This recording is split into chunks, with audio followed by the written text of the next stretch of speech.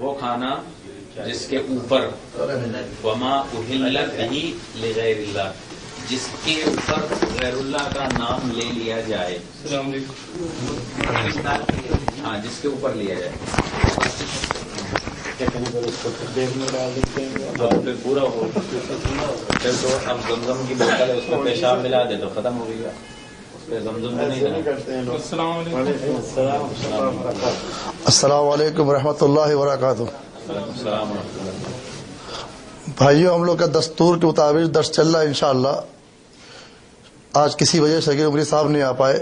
آج پروگرام کو پیش جو ہمارے حافظ کمال صاحب کریں گے،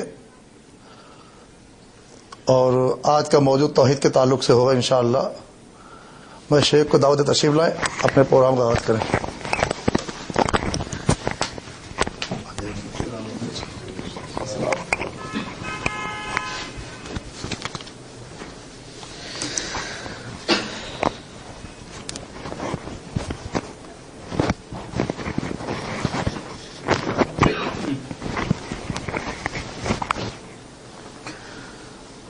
السلام علیکم ورحمۃ اللہ وبرکاتہ. ان الحمد للہ نحمده ونستعینه ونستغفره ونؤمن به ونتوکل علیہ ونعوذ باللہ من شرور انفسنا ومن سیئات اعمالنا. من يهده الله فلا مضل له ومن يضلل فلا هادي له واشهد ان لا اله الا الله وحده لا شريك له واشهد ان محمدا عبده ورسوله صلی اللہ علیہ وسلم من لا نبی بعدہ وبعد. اعوذ باللہ من الشیطان الرجیم. بسم اللہ الرحمن الرحیم. اللہ لا الہ الا هو الحی القیوم لا تأخذه سنة ولا نوم له ما في السماوات وما في الأرض من ذا الذي يشفع عنده إلا بإذنه يعلم ما بين أيديهم وما خلفهم ولا يحيطون بشيء من علمه إلا بما شاء وسع كرسيه السماوات والأرض ولا يؤوده حفظهما وهو العلي العظيم. وقال النبي صلى الله عليه وسلم في صحيح مسلم باب فضائل القرآن قال أيعجز أحدكم أن يقرأ ثلث القرآن في ليلة قالوا كيف يقرأ في ليلة واحد قال قل هو الله احد يعدل ثلث القرآن. رب اشرح لي صدري ويسر لي امري واحلل عقدة من لساني يفقهوا قولي رب زدني علما. تمام تعریفیں اللہ رب العالمین کے لیے ہیں، جس نے اس کائنات کو اور کائنات کی ہر شے کو انسانوں کی خدمت کے لیے پیدا فرمایا ہے، اور ہم سب کو ان سے فائدہ اٹھانے کی توفیق بخشی ہے. درود و سلام ہو لاکھوں کروڑوں محمد رسول اللہ صلی اللہ علیہ وسلم پر، جن کے ذریعے سے یہ کامل اور مکمل شریعت ہم تک پہنچی ہے. حضرات، جیسا کہ آپ کے سامنے موضوع رکھا گیا ہے کہ توحید اور اسلام کی اساس اور بنیاد یہی توحید ہے. اور توحید کے تعلق سے جو میں نے آپ کے سامنے ایک سورہ بقرہ کی آیت نمبر 255 پڑھی ہے، یہ توحید کی تمام تر جو شاخیں ہیں سب کو اپنے اندر سموئے ہوئے ہیں. اور حدیث جو میں نے آپ کے سامنے صحیح مسلم کی پیش کی ہے، وہ حدیث بھی اپنے اندر ایک توحید کا موضوع لیے ہوئے ہے. اور اس حدیث میں جس صورت کا ذکر کیا گیا ہے وہ صورت ہی توحید ہے. اللہ تبارک و تعالی نے اس کائنات کی ہدایت کے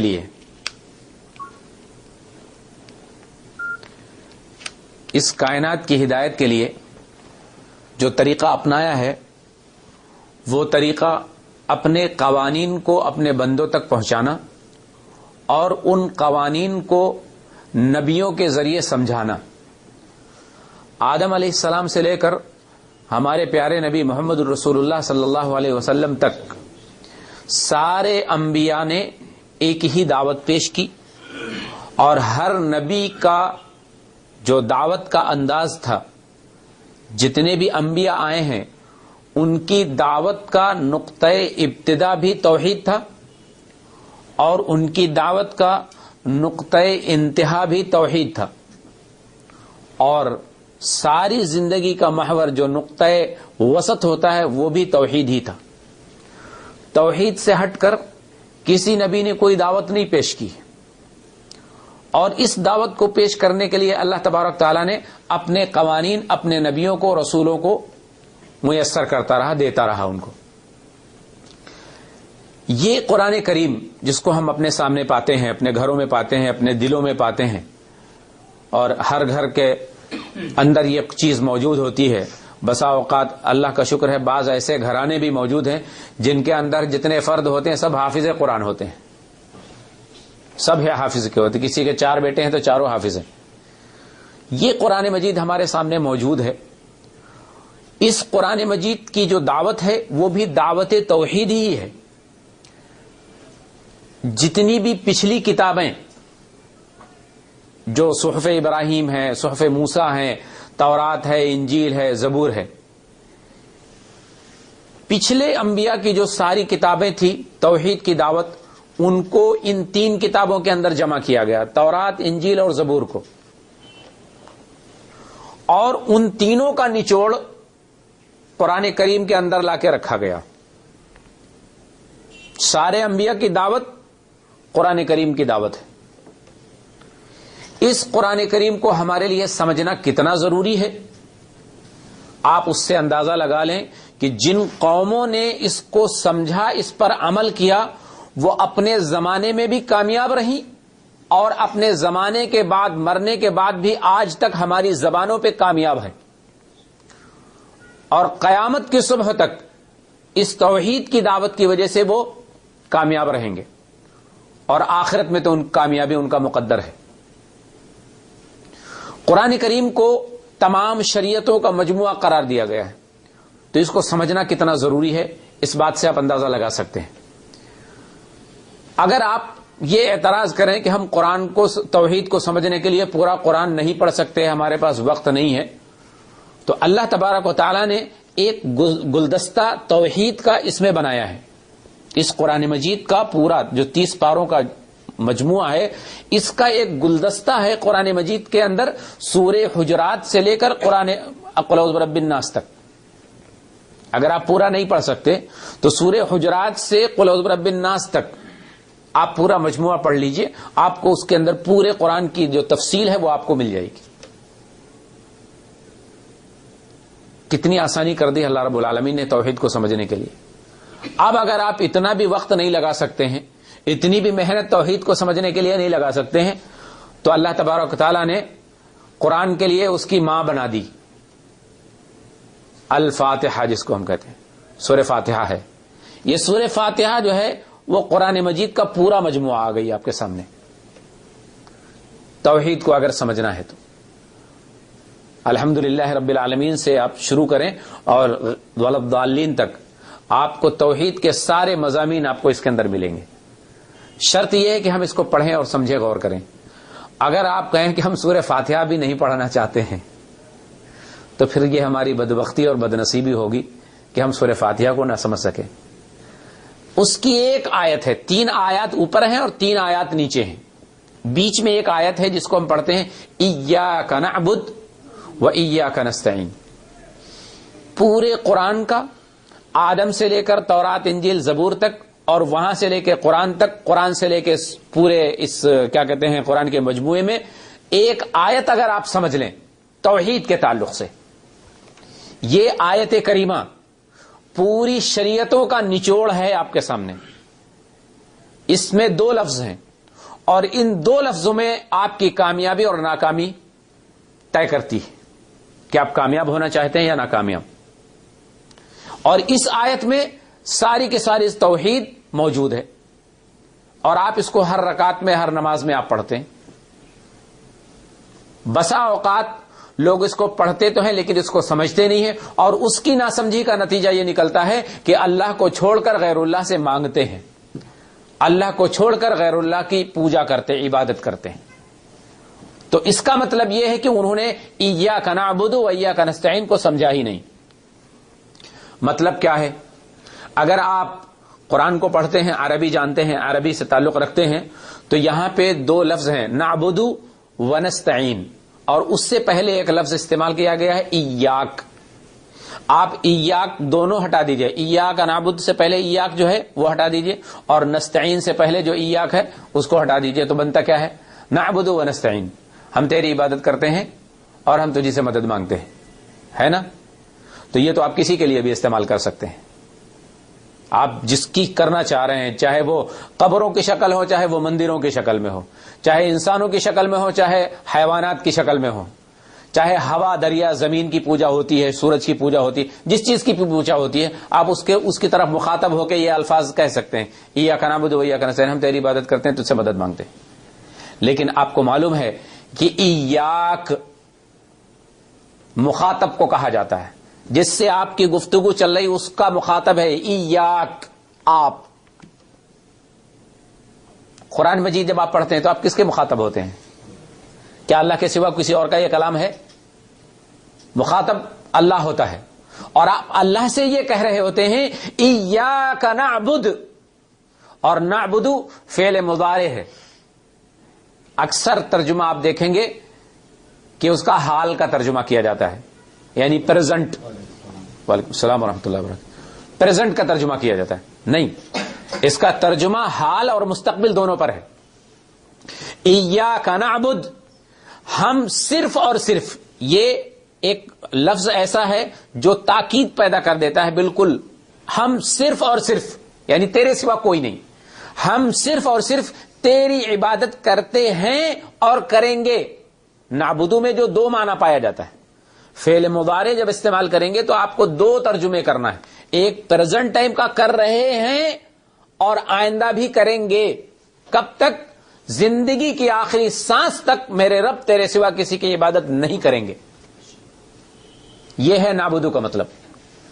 نستعین و ایاک نستعین، اور ہم صرف اور صرف زندگی کے ہر حال میں تجھی سے مدد مانگ رہے ہیں، ہر ضروریات کو تجھی سے پورا کروا رہے ہیں، تجھی سے تیرے آگے ہاتھ پھیلا رہے ہیں، اور آئندہ زندگی کی آخری سانس تک تجھی سے اپنی حاجات کو پورا کریں گے، تیرے سوا کسی اور سے نہیں.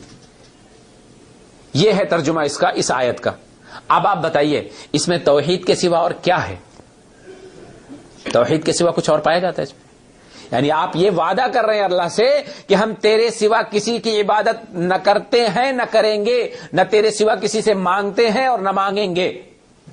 بات ختم ہو گئی، توحید مکمل ہے آپ کی. اگر آپ اس آیت پر، اس ایگریمنٹ پر جو اللہ رب العالمین کے ساتھ ایگریمنٹ کیا گیا ہے، اگر آپ ایاک نعبد و ایاک نستعین، اس ایگریمنٹ پر اگر آپ قائم ہیں، دائم ہیں، تو آپ کی توحید مکمل ہے. ورنہ نہیں. لا الہ الا اللہ کا مطلب یہی نکلتا ہے ایاک نعبد و ایاک نستعین. اگر آپ کہتے ہیں کہ ہم اللہ کے سوا کسی اور کی عبادت نہیں کریں گے، یا اللہ کے سوا ہم کسی کی عبادت نہیں کرتے، یا اللہ کے سوا کوئی عبادت کا مستحق نہیں ہے، تو آپ کو ایاک نعبد و ایاک نستعین پر عمل کرنا پڑے گا. آپ کی عملی زندگی اگر ایسی نہیں ہے تو آپ کلمے کا معنی نہیں سمجھتے، کلمے کا مطلب نہیں سمجھتے، ہے نا؟ کلمہ ہم بڑی آسانی سے پڑھ لیتے ہیں، ہر شخص پڑھ رہا ہے. جو قبروں کی پوجا کرتا ہے وہ بھی پڑھ رہا ہے، جو غیر اللہ کی عبادت میں لگا ہوا وہ بھی پڑھ رہا ہے. لا الہ الا اللہ، لا الہ الا اللہ. اور ترجمہ کیا کر لیتے ہیں؟ ترجمہ عام طور سے کیا کرتے ہیں لا الہ الا اللہ کا؟ لا معبود الا اللہ. وعلیکم السلام ورحمۃ اللہ وبرکاتہ. لا معبود الا اللہ، اللہ کے سوا کوئی معبود نہیں. یہ ترجمہ ہی غلط ہے، یہ ترجمہ ہی غلط ہے. اگر آپ یہ کہیں لا معبود الا اللہ، اللہ کے سوا کوئی معبود نہیں ہے، تو یہ ترجمہ غلط ہے. آپ سوچ رہے ہوں گے اب تک کہ ہم تو یہی ترجمہ دیکھتے آئے ہیں، ہے نا؟ کیا خیال ہے؟ اللہ کے سوا کوئی معبود نہیں ہے؟ بہت ہیں، بہت ہیں. باطلان معبودان باطل بہت ہیں. ہندوستان میں 36 کروڑ معبود ہیں، اور ہمارے مسلمانوں میں اب ہر گڑی ہر نکڑ پہ ہو گئے معبود. ہر کونے میں ایک قبر بنی ہوئی ہے، مساجد کے اندر قبریں بنا رکھی ہیں، اور ان پہ جا کے چڑھاوے چڑھاتے اور ان سے مدد مانگتے. کیا ایاک نعبد و ایاک نستعین کا مطلب سمجھتے ہیں؟ کیا لا الہ الا اللہ کا معنی پورا ہو رہا ہے؟ کیسے؟ لا معبود الا اللہ ترجمہ نہیں ہے، لا معبود بحق الا اللہ. جو ترجمہ آئے گا وہ یہ ہوگا، لا معبود، لا الہ الا اللہ کا مطلب لا معبود بحق الا اللہ، مستحق عبادت اللہ تبارک و تعالی کی عبادت کا جو اللہ ہے اس کے سوا کوئی عبادت کا مستحق ہے ہی نہیں ہے، اللہ ہی عبادت کا مستحق ہے، اور جو مستحق ہے اس کے سوا جب عبادت کی جائے گی تو یہ شرک کہلائے گا. آئیے جو میں نے آپ کے سامنے آیت پڑھی تھی یہ تمہیدی کلمات تھے تاکہ ذہن آپ کا بن جائے قرآن کو سمجھنے کے لیے. آپ کے سامنے جو میں نے آیت الکرسی پڑھی ہے نہیں، یہ حضرت ابی بن کعب رضی اللہ تعالی عنہ سے نبی صلی اللہ علیہ وسلم نے فرمایا ایو آیا ابا المنذر ایو آیت من کتاب اللہ معک اعظم. اے ابی بن کعب، ابو المنذر ان کا لقب ہے یہ. اے ابی بن کعب، قرآن کریم کے اندر تمہارے نزدیک سب سے عظیم آیت کون سی ہے؟ قال قلت اللہ ورسولہ اعلم. حضرت ابی بن کعب جانتے تھے لیکن جواب نہیں دیا، فرمایا کہ اللہ اور اس کا رسول زیادہ جانتا ہے. یہ تھا ادب، یہ تھا احترام. آج ہمیں کچھ معلوم نہیں ہوتا لیکن ہم بولتے رہتے ہیں جب تک کہ جاننے والا چپ نہ ہو جائے، یعنی جس کے پاس علم ہے وہ خاموش ہو جائے. حالانکہ یہ غلط ہے. وہاں معلوم تھا جواب لیکن جواب نہیں دیا کر اللہ و رسول عالم، اللہ اور اس کا رسول زیادہ جانتا ہے.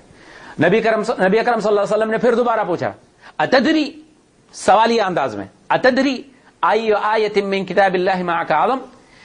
اے ابی بن کعب، کیا تم جانتے ہو، کیا تمہیں معلوم ہے، کیا تمہیں ادراک ہے کہ تم بتاؤ کہ قرآن کریم کی تمہارے نزدیک سب سے عظیم ترین آیت کون ہے؟ قال قلت اللہ لا الہ الا ہو. آگے پوری آیت الکرسی پڑھی. فرمایا حضرت ابی بن کعب نے کہ اللہ کے رسول آیت الکرسی ہے، اللہ لا الہ الا ہو. تو نبی کریم صلی اللہ علیہ وسلم نے فرمایا لِيَهْنِكَ الْعِلْمَ يَا أَبَا الْمُنذِرِ فَضَرَبَ فِي صَدْرِي وَقَالَ لِيَهْنِكَ الْعِلْمَ يَا أَبَا الْمُنذِرِ. تو نبی کریم صلی اللہ علیہ وسلم نے ان کو شاباشی دی، ان کو حوصلہ افزائی کی اور ان کے سینے پر ہاتھ مارا، تھپتھپایا ان کو. سینے پر ہاتھ مارنا یہ نبی کریم صلی اللہ علیہ وسلم کی سنت ہے، اور پیٹھ پر ہاتھ مارنا یہ شیعوں کی سنت ہے. اس سے پرہیز کریں. حوصلہ افزائی کے لیے نبی صلی اللہ علیہ وسلم نے کہاں پر ہاتھ مارا تھا؟ صدری، فضرب فی صدری، میرے سینے پر نبی صلی اللہ علیہ وسلم نے حوصلہ. اور کیا کہا؟ لیہنک العلم یا ابا المنذر، اے ابو المنذر اللہ تمہیں تمہارا علم مبارک کرے کیونکہ تم نے جو بات کہی ہے وہ بالکل صحیح ہے. آیت الکرسی قرآن کریم کی سب سے عظیم آیات میں سے ایک آیت ہے. قرآن کریم میں آیات بڑی بڑی ہیں، آیت الکرسی سے بھی بڑی آیت ہے. اسی صورت میں آگے چل کے آیت الدین کہلاتی ہے، یا ایھا الذین آمنوا اذا تداینتم بدین الی اجل مسمی. یہ پورے ایک صفحے پر مشتمل ہے، بیچ میں کوئی وقفہ نہیں ہے، بیچ میں کوئی جوڑ نہیں ہے، پوری ایک آیت پر ہے مشتمل یہ ہے، لیکن عظیم آیت نہیں ہے.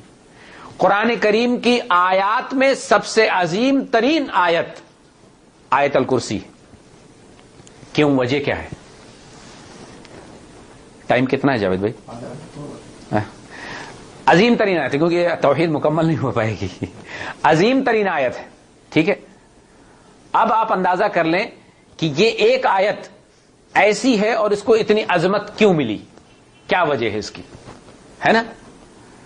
اس کے لیے اس میں جو بات کہی گئی ہے وہ اللہ تبارک و تعالی کی اسماء و صفات، اس میں توحید صفات، الوہیت جو اللہ تبارک تعالی کی ہے، معبودیت اس پر بات کی گئی ہے. توحید الوہیت پر اللہ تبارک تعالیٰ نے اس کے صفات، توحید فی الصفات پر بات کی، ٹھیک ہے. توحید فی الصفات پہ اگر آپ کو گفتگو کرنی ہے، آپ کو اندازہ کرنا ہے توحید فی الصفات، تو آیت الکرسی کا مطالعہ کریں. بہترین آیت ہے یہ توحید کو سمجھنے کے لیے. اور اگر آپ کو جو میں نے دوسری حدیث پڑھی تھی ایعجز احدکم ان یقرأ ثلث القرآن فی لیلۃ واحد، کہ ایک رات میں کوئی پورا ایک تہائی قرآن پڑھا جا سکتا ہے. تو صحابہ نے کہا کیسے پڑھا جا سکتا ہے؟ اللہ کے رسول نے کہا قل واللہ احد پڑھو، یہ ایک تہائی قرآن کے برابر ہے. یعنی قرآن مجید کے اگر 3 حصے کیے جائیں 10 پارے کے، ہے نا، تو 3 حصے ہوتے ہیں. اور قل واللہ احد ان میں سے ایک حصے کے برابر، یعنی ایک طرف 10 پارے اور ایک طرف قل واللہ احد. بات سمجھ میں آ رہی؟ قل واللہ احد یہ قرآن کریم کی سب سے عظیم سورتوں میں ایک سورت ہے. اندازہ کریے اس بات پہ کہ سب سے عظیم آیت الکرسی کس بنا پر؟ توحید فی الصفات کی بنا پر. اس میں توحید فی الصفات بیان کی گئی. اور یہ تمام 114 صورتوں میں سب سے عظیم ترین صورت قل واللہ احد سورہ اخلاص کیوں ہے؟ کیونکہ اس میں توحید فی الذات پر بات کی گئی ہے. توحید فی الصفات اور توحید فی الذات دونوں چیزوں پر.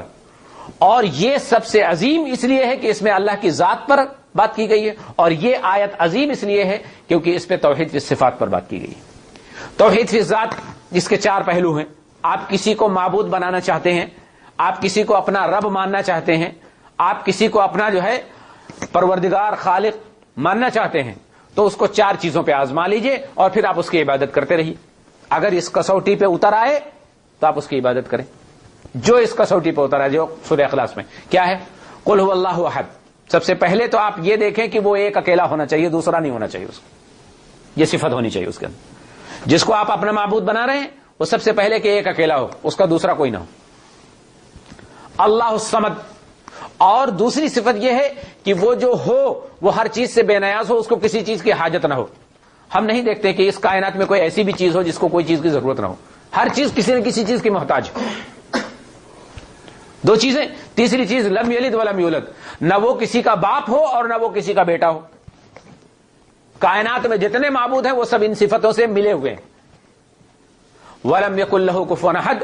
اور اس کے جیسا بھی کوئی نہ ہو. ایک ہو، بے نیاز ہو، نہ کسی کا باپ ہو نہ کسی کا بیٹا ہو، اور اس کے جیسا بھی کوئی نہ ہو. اب ایسا جو مل جائے ان 4 صفات کے مطابق جو مل جائے آپ کا وہ معبود ہے. اور آپ کائنات کھنگال ڈالیں گے، زمین آسمان کی فضاؤں کو بھی آپ رون ڈالیں گے، لیکن آپ کو اللہ کے سوا کوئی نظر نہیں آئے گا. تو توحید فی الذات تو سورہ اخلاص ہمیں بتا دیتی ہے کہ نہ اس کے جیسا کوئی ہے، نہ اس کا دوسرا کوئی ہے، نہ وہ کسی سے پیدا ہے نہ اس نے کسی کو پیدا کیا ہے نہیں، اور نہ ہی اس کے جیسا کوئی ہے. تو پتہ کیا چلا کہ توحید کے لیے عبادت کا مستحق صرف کون ہوا؟ اللہ رب العالمین. یہ توحید فی الذات کی بات ہو گئی. توحید فی الصفات مختصراً بات کر لیجئے چونکہ وقت کم ہے. مختصراً بات یہ ہے کہ توحید فی الصفات یہ آیت الکرسی پورا موضوع رکھتی ہے اپنے اندر، اور اس کے اندر 10 جملے ہیں. آیت الکرسی 10 جملوں پر مشتمل ہے، اور میں نے جو تلاوت کی ہے وہ 10 جملوں میں الگ الگ کی ہے تاکہ آپ. پہلا جملہ کیا ہے؟ اللہ لا الہ الا ہو، ہے نہیں؟ اور اس کے بعد پھر الحی القیوم لا تأخذه سنة ولا نوم له ما في السماوات وما في الارض من ذا الذي يشفع عنده الا باذنه. یہ سارے جملے ہیں الگ الگ، اور ہر جملہ اس دعوے پر دلیل پیش کرتا ہے. پہلا جملہ آیت الکرسی کا کیا ہے؟ دعویٰ ہے.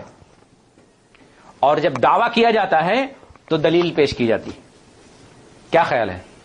آپ جب دعویٰ پیش کریں گے تو دلیل دینا پڑے گی نا. اللہ تبارک و تعالی نے اپنے ایک دعوے پر 9 دلیلیں پیش کی. 9 دلیلیں ہیں. دعویٰ ایک کیا ہے کہ اللہ وہ ہے جس کے سوا کوئی بھی عبادت کا مستحق ہے ہی نہیں. اللہ ہی تمام عبادات کا حقدار ہے، اللہ ہی تمام عبادات کا مستحق ہے. ٹھیک ہے؟ اس میں ایک لفظ سمجھ لیجئے، الالہ. الالہ، الہ بمانے اللہ ہے. چونکہ جب آپ ترجمہ کرتے ہیں لا معبود بحق الا اللہ، کہ اللہ کے سوا معبود حقیقی کوئی ہے ہی نہیں، تو اللہ بمانے کیا بنتا ہے؟ الہ. الہ کے معنی آتے ہیں معبود کے، یعنی اللہ ہی معبود ہے، اللہ کے سوا کوئی معبود نہیں ہے. عبادات کا تمام تر عبادات کا مستحق صرف اللہ ہے. اب آپ کہیں گے الہ کہاں سے آیا؟ آپ اگر کتاب التوحید کی شرح دیکھیں گے فتح القدیر، اس کو آپ کھولیں گے، اس میں آپ پائیں گے عربی، چونکہ عربی میں ہے وہ کتاب، اور اس کے اندر جو الفاظ دیے ہیں الالہ بمعنی المعلوہ. المعلوہ عربی میں کس کو کہتے ہیں؟ الذی یستحق العبادہ. المعلوہ، معلوہ اس کو کہا جاتا ہے جو ہر قسم کی عبادت کا مستحق ہو، ہر قسم کی عبادات کا مستحق ہو. تو الہ بنتا ہے المعلوہ سے، اور الہ کا معنی ہے اللہ، تو لہذا اللہ احد اللہ الصمد، قل هو اللہ احد اللہ الصمد، اللہ بے نیاز ہے اور اللہ ہی عبادت کا مستحق ہے. تو المعلوہ تمام طرح کی عبادات کو صرف اور صرف کیا جائے گا تو اللہ رب العالمین کے لیے کیا جائے گا، چونکہ وہی عبادات کا مستحق ہے.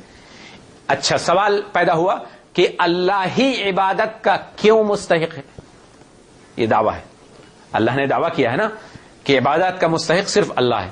اب دعویٰ کیا ہے کہ عبادت صرف اللہ کی جائے گی.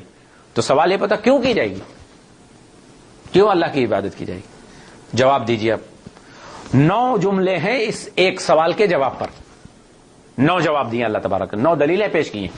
پہلا جملہ اس کا کیا ہے؟ اللہ لا الہ الا ہو، اس کے بعد کیا ہے؟ الحی. پہلا جواب، اللہ ہی عبادت کا مستحق ہے. کیوں؟ هو الحی، وہ حی ہے، وہ الحی ہے. الحی کا ترجمہ کیا کریں گے؟ ایک تو آتا ہے عربی میں حیون، حیون کا مطلب زندہ، جیسے آپ ہیں، ہم ہیں، کائنات میں بہت سی چیزیں زندہ ہیں. حیون کا مطلب ہوتا ہے زندہ ہے مر جائے گی، زندہ ہے مر جائے گی، ہم زندہ ہیں مر جائیں گے. الحی، وہ الحی ہے، وہ پہلے بھی زندہ تھا اور ہے اور رہے گا. الحی، الحی یہ اللہ کی صفت ہے، ہمیشہ کی زندگی. اللہ تبارک و تعالی حیات اصلیہ سے، حیات ابدیہ سے اور حیات استمراریہ سے متصف ہے. ہمیں سے کوئی ہے؟ اللہ رب العالمین حیات اصلیہ سے متصف ہے، ہم حیات عارضیہ ہے.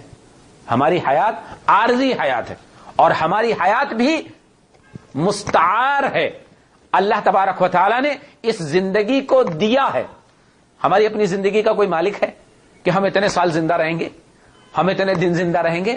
کوئی کہہ سکتا ہے؟ لمحوں کی کوئی طاقت نہیں رکھتا ہے کہ وہ اپنی زندگی کے لمحے بڑھا سکے. لیکن اللہ رب العالمین ازل سے ہے، اس کی حیات ابدی ہے، حیات ازلی ہے، نہ ختم ہوئی ہے نہ ختم ہوگی، اور حیات استمراریہ ہے. بات سمجھ میں آ رہی؟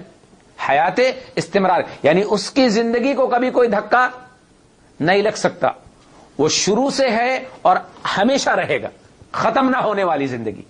اللہ کے سوا کسی کے پاس ہے؟ نہیں ہے. تو عبادت کا مستحق یہ کون ہوا؟ اللہ ہی ہوا. چونکہ عبادت اسی کی جائے گی جو زندہ ہو. پتہ یہ چلا کہ مردوں کی عبادت تو ویسے بھی نہیں ہو سکتی، مردوں کی عبادت تو ویسے نہیں ہوگا. الحی اس کی ہوگی، المیت کی طرف کیسے عبادت ہو جائے گی؟ الحی، جو الحی ہے اس کی عبادت ہوگی. تو مردوں کی عبادت کا تو ویسے ہی انکار ہو گیا. پورا قرآن آپ ڈھونڈ لیں، قرآن کی ایک ایک آیت کو تلاش کر لیں، کہیں آپ کو مردوں کی عبادت کا حکم ملے گا؟ نہیں ملتا. اللہ کی عبادت کا ہے. اور وہ جو حدیث میں نے آپ کے سامنے پیش کی تھی کہ 3 حصوں میں اگر قرآن کو تقسیم کیا جائے گا تو 10 پارے آتے ہیں. اور قل واللہ احد فی الذات، جو اللہ کی ذات میں بات کی گئی ہے، توحید فی الذات میں، تو اس کو ایک قل واللہ احد کو 10 پاروں کے برابر کہا گیا. معلوم ہے کیوں؟ نقطہ کیا ہے اس میں؟ اس لیے کیونکہ توحید فی الذات پر قرآن مجید میں 10 پاروں میں گفتگو ہے. نہیں سمجھ میں؟ قل هو اللہ احد، یہ ایک سورت 10 پاروں کے برابر ہے اور اس میں توحید فی ذات پر بات کی گئی ہے. یہ سورت ہمیں یہ بتاتی ہے قرآن کریم کے اندر 10 پارے اگر جمع کیے جائیں، ساری آیات اکٹھا کی جائیں تو 10 پاروں کے برابر اکٹھا ہوں گی، جس میں اللہ کی توحید پر، الوہیت پر بات کی گئی، اس کی ذات پر بات کی گئی. یہ ہے مطلب اس کا. 10 پارے. کوئی ایک آیت ہی بتا دے ہمیں غیر اللہ کی عبادت پھیلے. قرآن کی 6000 سے اوپر آتے ہیں، کوئی ایک آیت، 10 پارے نہیں، کوئی ایک آیت ہی بتا دی جائے جس میں غیر اللہ کی عبادت کا کہیں سے کوئی اشارہ ملتا ہو. حکم تو صریح ہے ہی نہیں ہے، کوئی اشارہ ملتا ہو کہیں. قرآن اللہ کی وحدانیت کے لیے آیا تھا. آج اسی قرآن کو پڑھنے والے اللہ کی توحید کو ملیا میٹ کرنے پر تلے ہوئے، اور قرآنی آیات کو دلیل بنا کر پیش کیا جاتا ہے کہ غیر اللہ سے مانگو، غیر اللہ کے آگے چڑھاؤ، غیر اللہ کے اوپر قربانی دو، غیر اللہ سے مانگو، ان کے آگے سجدے کرو، ان کے چکر لگاؤ، ان کے گھروں کے طواف کرو. کائنات میں صرف ایک گھر ہے جس کا طواف جائز ہے، باقی کائنات میں کسی جگہ کا طواف حرام ہے.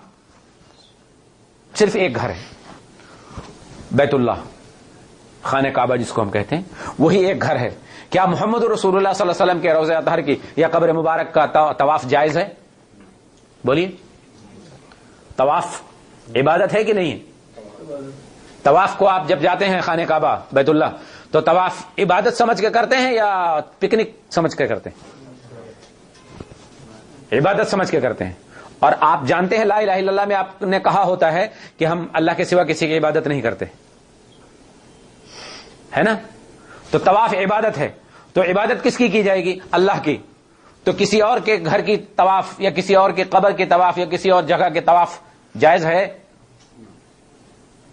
ثابت ہوا نا کہ کسی طرح کسی بھی جگہ کی طواف، کسی بھی جگہ کا طواف کرنا بالکل قطعاً جائز نہیں ہے. اشارہ کر دیجئے گا ٹائم ہونے پہ.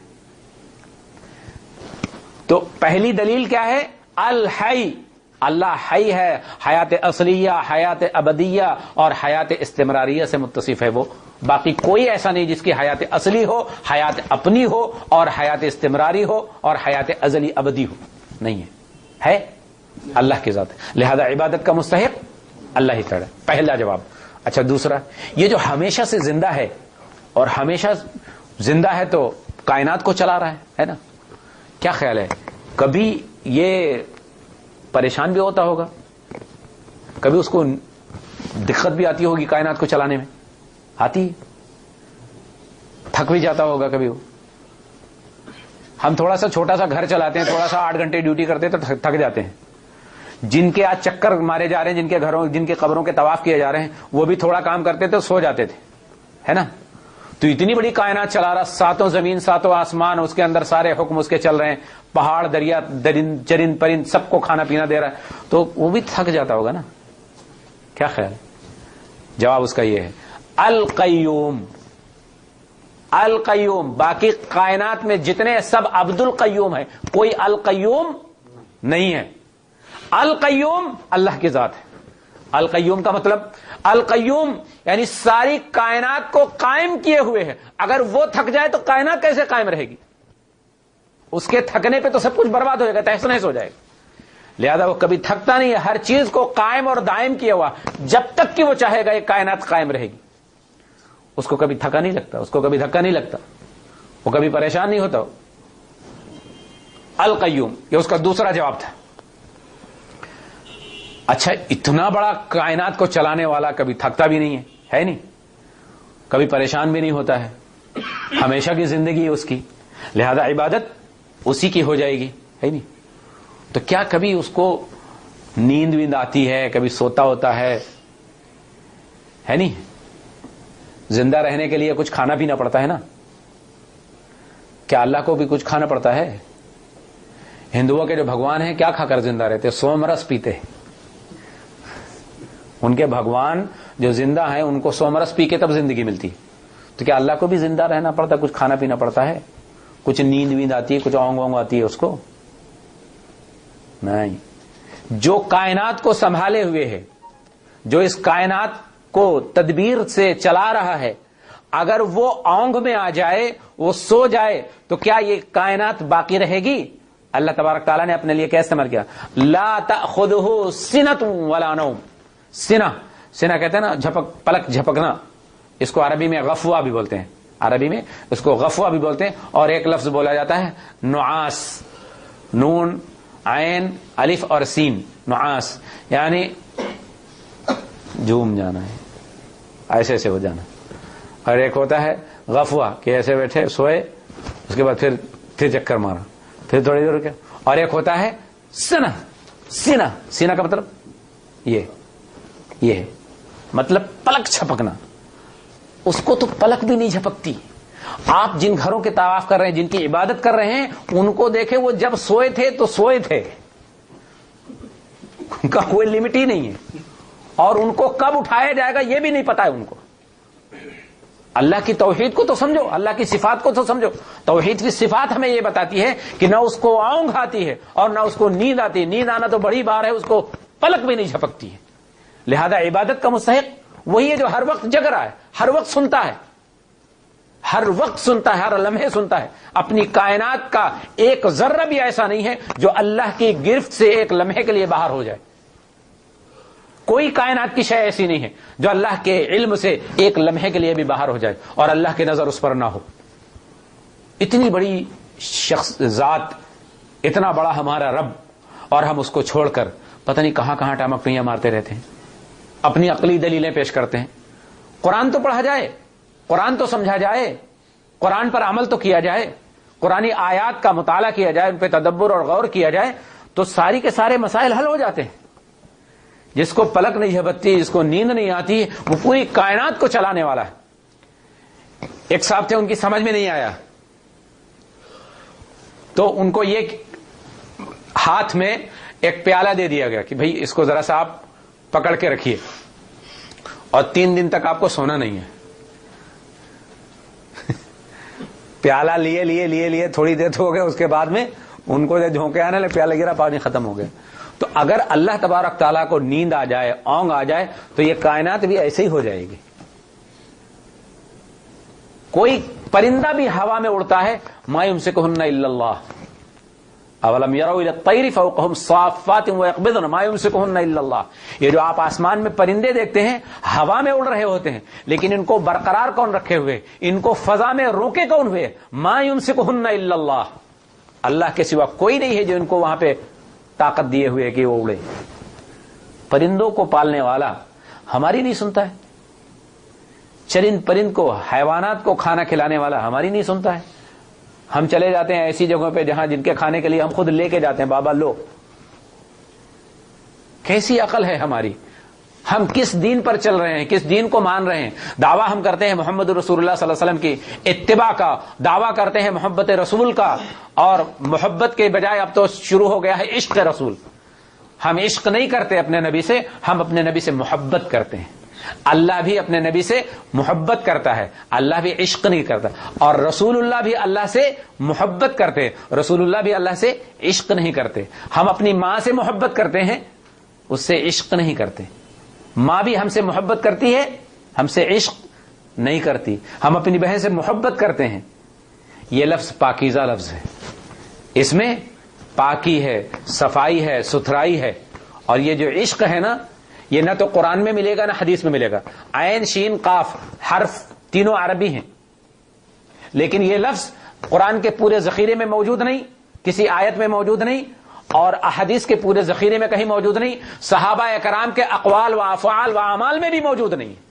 ہمارے وہاں موجود ہے، صوفی صاحب کے وہاں. عشق کرتے ہیں. عشق یہ گندا لفظ ہے. عشق جب ہوتا ہے تو پھر معشوق آتا ہے، اور معشوق ہوتا ہے تو پھر اس کی معشوقہ ہوتی ہے. عاشق اور معشوق جب بنتے ہیں تو پھر وہاں عجیب کہانی پیدا ہوتی ہے، پھر پتہ نہیں کیا کیا خرافات ہوتی ہے. لہذا یہ لفظ رسول کے لیے نہ استعمال کیا جائے، استعمال کیا جائے محبت. محبت کا لفظ اللہ تبارک تعالیٰ نے نبی کے لیے استعمال کیا ہے. قل ان کنتم تحبون اللہ فاتبعونی یحببکم اللہ.